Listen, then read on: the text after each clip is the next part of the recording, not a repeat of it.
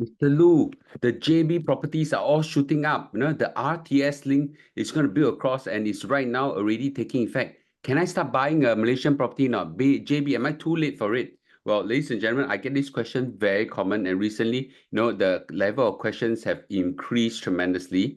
But let's watch on and let me give you my analysis of what I think JB property is worth the investment or not. This video is about my understanding of the Malaysian JB property market. And this video is not just relevant for Singaporeans, but also for Malaysians who are thinking of investing in JB. You may not know there's a significant number of JB condos right now that are above 1 million ringgit. I'm not talking about landed, I'm talking about condo, okay? So a lot of people ask me, Mr. Lu, it's rising right now. Should we buy, right? Let's take a look, shall we? So if you look at some of the property guru listing in Malaysia for JB, you'll see that a decent size condo in, let's say, Princess Cove, which is very popular location for many Singaporeans. Right now, for something like a 1,003 square feet, okay, there's no point going to Malaysia and buy a small condo. Right? This is my opinion. Want to go Malaysia, buy big space, right? If you were to look at the listings in Property Guru for Malaysia JB, I use Princess Cove because that's the one I'm quite familiar with. I've got relatives that stays there. Something around 1,300 square feet, you actually have condo right now above 1 million ringgit. So this is 1.3, this is 1.2, decent size. Someone said, Mr. Lu, just buy a small one. What's the point of going to Malaysia and buy a small condo? You want to go Malaysia is to have space, right? Not live in a small match shoebox kind of apartment like what we have in Singapore, right? This is my opinion. And you look at another one, this is about 1,300 square feet, 1.2 million. This is 1,000 square feet. This is about 1 million ringgit and so on. So it's getting very common to have 1 million ringgit condos, not landed condos, sorry, condos. I get this question recently in a Telegram group. Someone said there's a man about late 40s, married, two teens, children, no mortgage loan, and thinking of buying a condo in JB. I thought everybody wants to go JB and get landed property, but no, right? This condo. And in particular, in areas where they'll benefit from the upcoming rapid transit system, also known as RTS, because the connectivity between Singapore and JB is going to be improved. And they want to understand, RTS, how is it expected to influence property values and demand in JB? Which neighborhood or development near RTS is projected to give the best returns? Any risk or consideration you should be aware of? Market trends and things like that. So I'll give a full analysis based on my understanding. I'll give the perspective from a Malaysian and a Singaporean. I'll, of course, focus more on Singaporean, but Malaysian, it will be relevant as well. Well, the RTS link is near completion. This is actually an old picture, but it actually beautifully rolls out the RTS link, okay?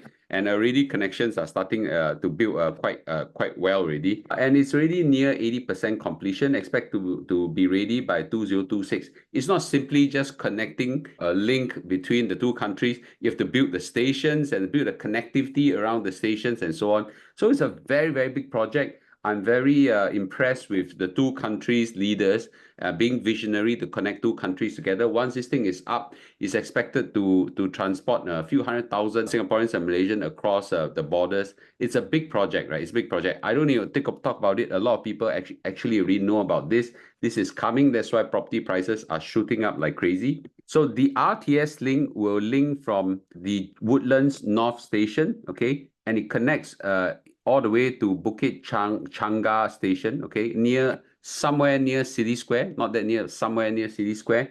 And around that area actually now have many condominiums that are all building up, right? And these are some of the names that are building up. I haven't checked through the prices. I'm sure they are going up phenomenally. I could be wrong, but logically they're going up because Princess Cove, which is actually quite far away, is really shooting up like crazy. I got a relative that bought Princess Cove. His property prices have gone up by 50% or maybe more. Prices have gone up significantly since 2022, since COVID time. And if you look at Princess Cove, on average, it's gone up by roughly about 50% or so. Dato On has gone up by 13%. Austin High has gone up by about 14% or so. And these are the places I'm a bit more familiar with. I'm sure, if you look at the details, you could actually find some other units that have gone up more significantly. It's no surprise that prices have gone up for two reasons. There's inflation, okay? there's now an increase in demand from Singaporeans for sure. And then there's an expected increase in demand that's coming as well when the connectivity is now linked up. It's also noteworthy for Singaporeans to note that the Sing dollar has appreciated about 12% versus the ringgit since 2022. So whatever the appreciation is, you need to, adjust it down by 12%. So this will basically render units like Austin Heights and Dato On, all this, to be neutral in property values. But, places, good places like condos, like, Princess Cove and all those condos around those areas, I'm sure the prices have gone up significantly, much more than the depreciation of the ringgit versus the Singapore dollar. It is noteworthy that the Malaysian economy is now doing very well. Okay, very well. A lot of MNCs are coming into Malaysia. Foreign direct investments are increasing. The GDP is steadily rising. Malaysian economy is expected to rise by 5.8% in Q2. 5.8%, that's very high. And there is a huge drive by President Anwar and his cabinet, not just to attract foreign direct investment, but also in the stock market as well, as the government tries to increase the attractiveness of the stock market as well. Malaysia is now emerging as a data center powerhouse, and this largely because artificial intelligence use up a lot of power, cooling, and all these things. I've known of many Singapore companies that actually set up data centers in JB. In particular, crypto is a very big location to be localized in JB as well. So the country has now attracted a lot of giants like Google, Nvidia, Microsoft to invest billions of dollars in data centers. It really improved the economy of Malaysia, and you can see that from the direction of the ringgit as well. It's stabilized, it's no longer depreciating, and it's possible that the JB could overtake Singapore to be one of the largest market in Southeast Asia.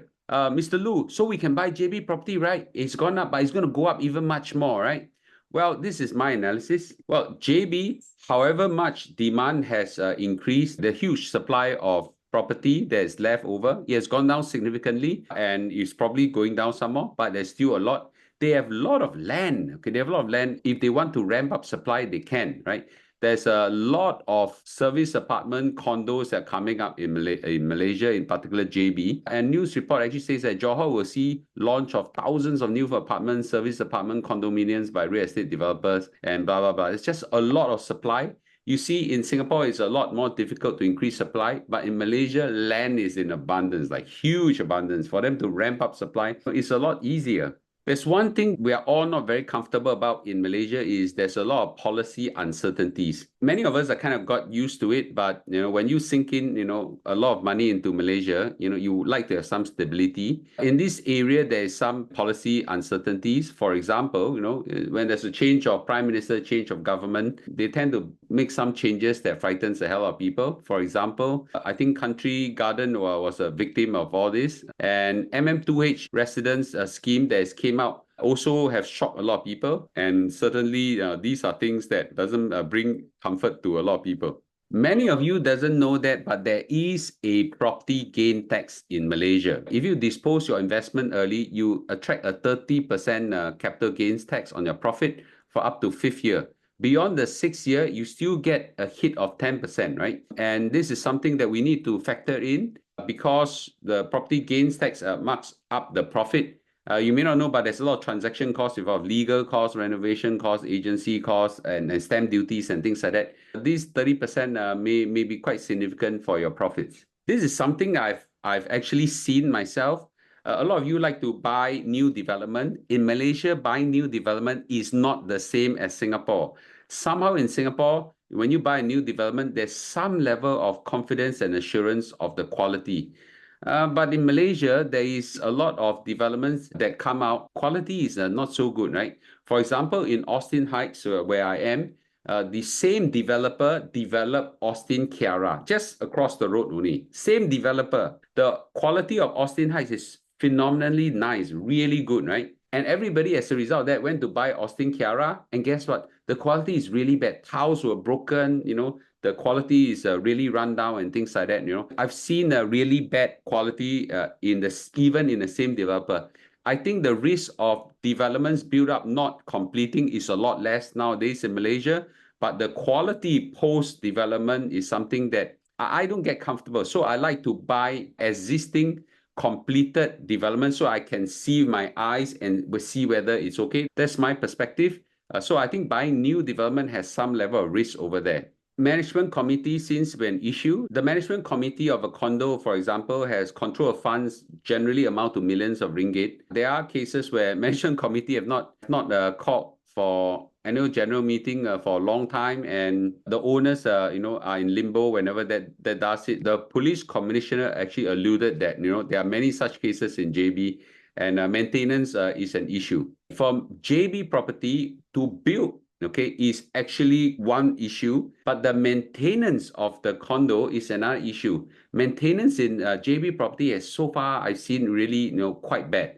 There are some after a while that just start to run down. There's no repainting, that looks terrible, very run down and things like that. But on the other hand, there are also developments that are actually quite good. I've seen before, like Austin Padana is quite nice. Austin Heights is quite nice.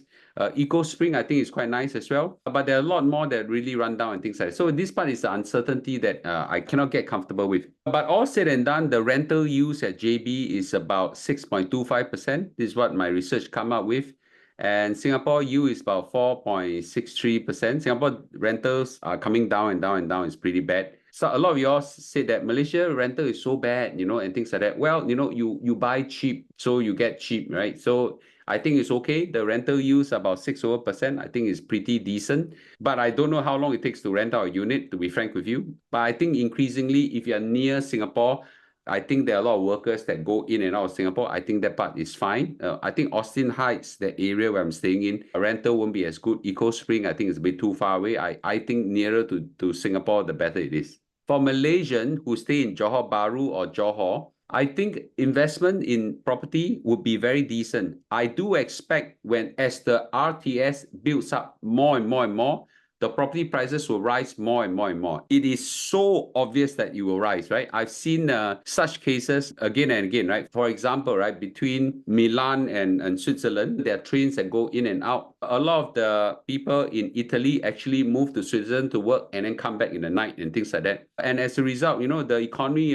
builds up, and the houses around those regions towards the north of Italy, actually the property prices rise. So I think that's quite expected. Similarly, between Denmark and Sweden, somewhere near Copenhagen, there's also this kind of connectivity. People work in Denmark and then go back to Sweden. That's kind of expected as well. So it benefits both sides. I think the property prices will certainly rise and continue to rise. So I think the investment return for Malaysian in ringgit terms will be very decent and set to go more decent. On the other hand, for Singaporeans, your investment return will take a hit.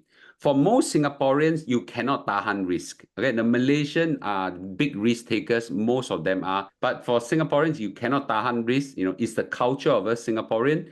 So, when you invest in something and turn out sour, you cry father, cry mother. The Malaysian just say it's bad luck and they just move on, right? So we don't like to see this kind of thing. So the risk is there in terms of maintenance, in terms of whether the condo comes out properly, or in terms of depreciating ringgit, capital gains tax, uncertainty in the political environment and things like that. So my question really to Singaporeans, do you really want to take this risk? Are you have a stomach for this? Just our Malaysian brethren, they have a stomach for this kind of risk. I'm not so sure whether you have. My take is this.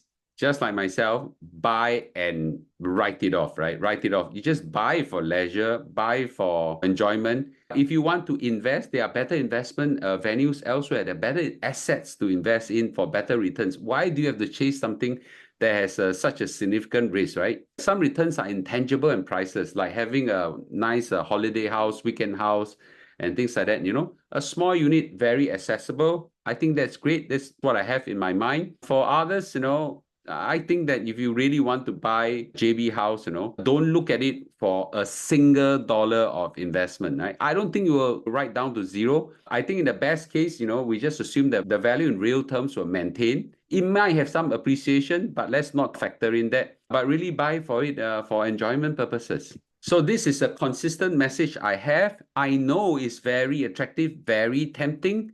As the RTS builds up, you see all the prices going up and you just jump in. I personally think that that's not something necessary. I do have a Malaysian house and I can understand that feeling. I cave into my temptation, but I know in my mind it's very difficult to get a decent return out of it as a Singaporean. So I actually written it off. Don't even bother about returns. I expect myself to continue to hold the apartment till the day I die. And I expect my offsprings to use that really for a place for family gathering and things like that.